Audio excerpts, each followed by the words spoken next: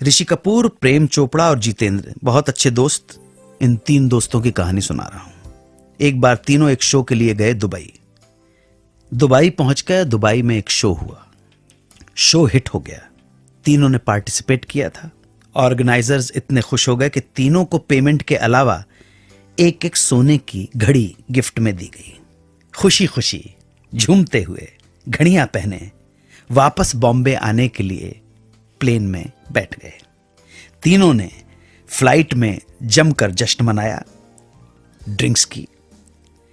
जब तीनों बंबई एयरपोर्ट पर उतरे तो नशे की वजह से हुलिया बिगड़ा हुआ था, कपड़े अस्त व्यस्त हो गए थे। खुमारी में हिलते डुलते एयरपोर्ट से बाहर निकलने की तैयारी में जुट गए। जैसे ही तीनों कस्टम क्लियरेंस में पहुंचे तो ऑफिसर की नजर ऋषि कपूर की सोने की घड़ी पर पड़ गई जो ऑर्गेनाइजर ने प्रेजेंट की थी। उसने ऋषि कपूर को रोक लिया और घड़ी को जब्त करने लगा। ऋषि कपूर ने उस ऑफिसर से बहुत मिन्नतें की, उसे समझाने की कोशिश की कि ये घड़ी गिफ्ट में मिली है, मगर कड़क ऑफिसर था। उसने ऋषि कपूर स्टार की बात बिल्कुल नहीं सुनी और उसने कहा, ये घड़ी या तो पेनल्टी दीजिए, ड्यूटी भरिए, वरना मुझे ये घड़ी कॉन्फिस्केट करनी पड़ेगी। पास खड़े प्रेम चोपड़ा और जितेंद्र ये सब देखते रहे लेकिन चुप थे, कुछ ना बोले, क्योंकि उन्हें डर था कि कहीं ऋषि के साथ उनकी घड़ी भी ना जब्त हो जाए। चुपचाप दोनों बगल में खड़े रहे। इतने में वो क्या देखते हैं कि ऋषि कपूर कस्टम ऑफिसर से बोलने लगा कि अगर आप ये घड़ी जब्त करेंगे तो आपको इन दोनों की घड़ियां भी जब्त करनी पड़ेंगी। इन दोनों ने भी ऐसी ही सोने की घड़ी पहनी है, उसे भी आप जब्त कीजिए, मतलब हम तो डूबेंगे सनम, तुमको भी ले डूबेंगे।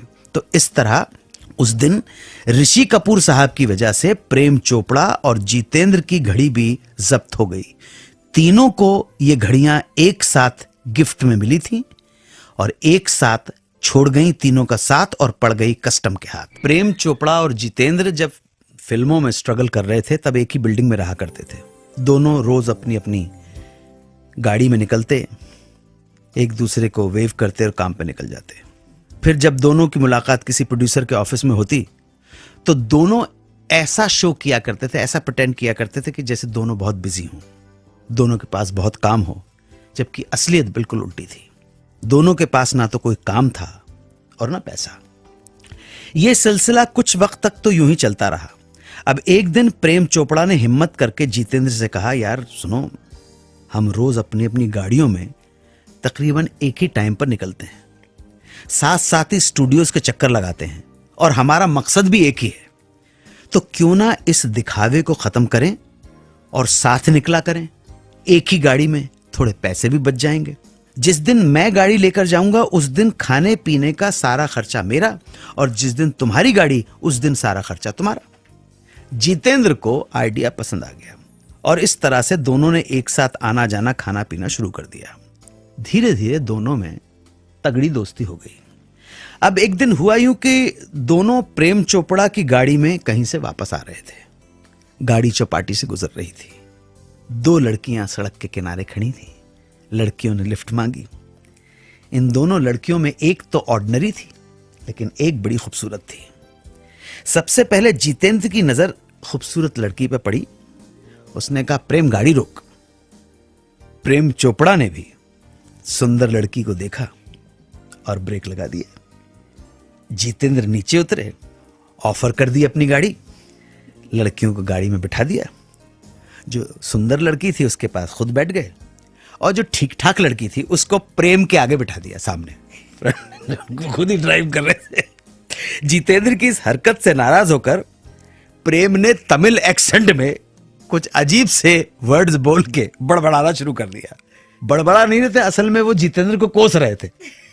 प्रेम चोपड़ा की ये भाषा सुनकर बगल में बैठी खूबसूरत लड़की ने जितेंद्र से पूछा कि क्या बोल रहे हैं। जितेंद्र ने प्रेम को और टीस करते हुए बोल दिया कि ये कह रहा है कि इसे ये जो लड़की इसके बगल में बैठी जो आगे जो ओके टाइप थी, ये लड़की बहुत पसंद है। प्रेम चोपड़ा और कुड़ गए और जल गए। इसके बाद दोनों उन लड़कियों को लेकर महालक्ष्मी के एक सिनेमा हॉल में नीला आकाश देखने पहुंच गए। राजेंद्र भाटिया साहब की फिल्म थी नीला आकाश। सिनेमा हॉल में लड़कियों ने उन्हें बताया कि वो मुस्लिम हैं और अभी उनके रोजे चल रहे हैं और फिल्म खत्म होने के बाद शाम को प्रेम और जितेंद्र के साथ ही रोजा इफ्तियार करेंगी। अब जैसे ही ये खाने की बात आई, सुनते ही प्रेम चोपड़ा और जितेंद्र के कान खड़े हो गए। इंटरवल में प्रेम चोपड़ा ने जितेंद्र को साइड में ले जाके बोला कि भाई आज खर्चे की बारी तो मेरी है, पर मेरे पास इतने पैसे नहीं है कि मैं इन लड़कियों को रोजा अफ्तियारी के लिए खाना खिलवा सकूं। जितेंद्र ने भी कहा कि यार पैसे तो मेरे पास भी नहीं है मेरे पास भी नहीं है पैसे, क्या करें। दोनों के दिमाग में एक साथ एक ही आइडिया आया कि अभी और इसी वक्त पतली गली से दोनों फूट लेते हैं। फिल्म को मारो गोली, हम यहां से बढ़ लेते हैं, इन दोनों को फिल्में देखने लगे।